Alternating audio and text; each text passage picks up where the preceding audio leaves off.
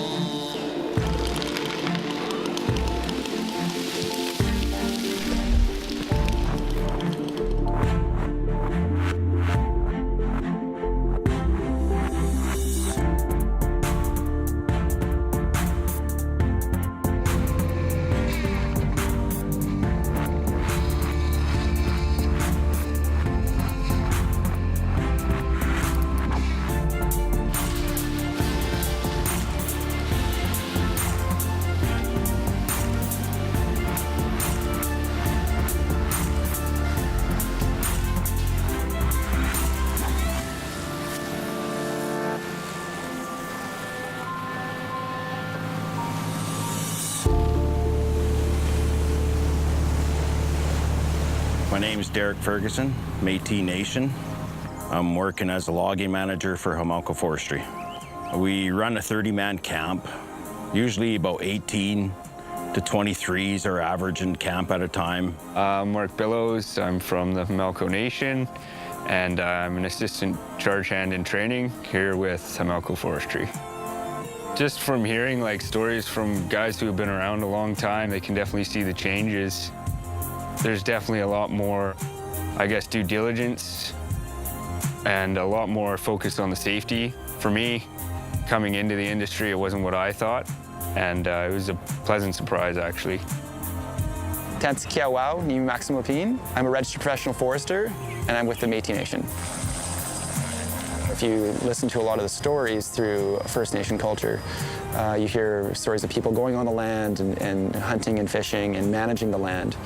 And so if you're becoming a forester, you're continuing that tradition. And you can give that to your kids, and then they can help manage that too. And so we're really multi-generational planning now.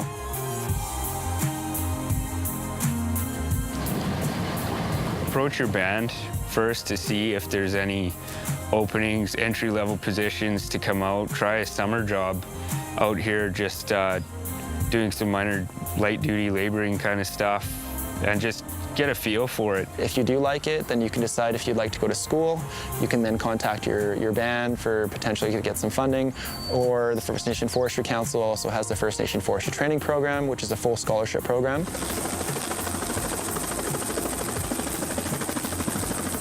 Hi, I'm Tyler Ferguson. I'm Métis, and I am woods foreman for Homalco Forestry. So you got to be responsible. You're the first guy there, the last to leave, and all those guys depend on you to be on time for work and show up every day. I'm Rhiannon, Manager of First Nations and Forestry Partnerships for Interforest Coastal Woodland Division. There's so many different jobs available in the forest industry, whether it's professional biologists or foresters, engineers, logging supervisors. There's loading, there's hoe chucking, there's trucking, skidding, yarding. You can become a buncher operator where you're mechanically falling the trees in a nice, $1 million machine. There's tugboats, there's boom boats. Or those in the office doing the accounting, mapping, and analyzing of the work that we do. There's an incredible range of careers in the forest industry, and they're well-paying and stable jobs.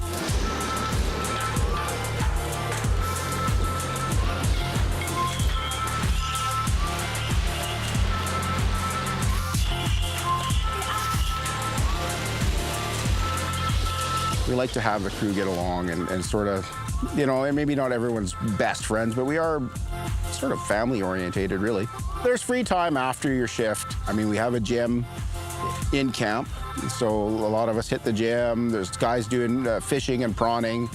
And the food, I went out of my way to find some really good cooks.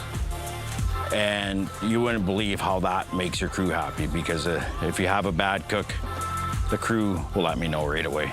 But that doesn't happen very often in this industry.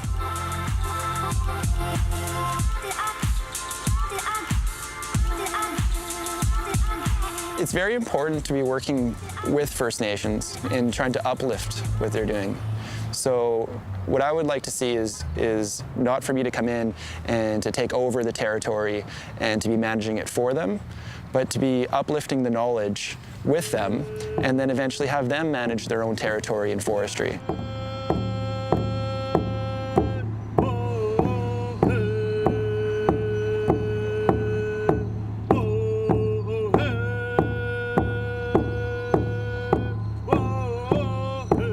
I'm Ron. I'm the skipper of the Chinook Spirit, and I'm from the Homalco First Nations.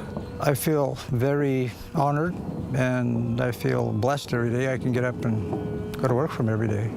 And it's kind of nice to say, hey, you know, we're running a pretty darn good show here. We're up to safety standards. We're one of Interfor's main contractors, and we're doing a pretty good job. You know, it hasn't been a great pathway for First Nations or any Aboriginals, but it's getting better. And it makes me proud to know that I've worked my way to the top with a First Nations company.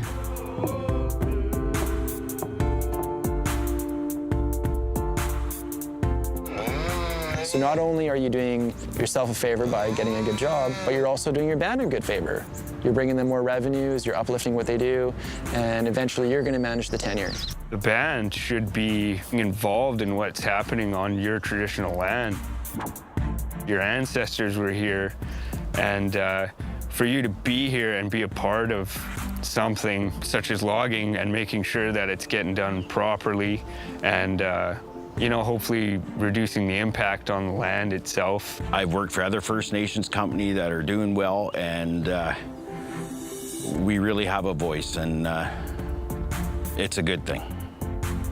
We all need to work.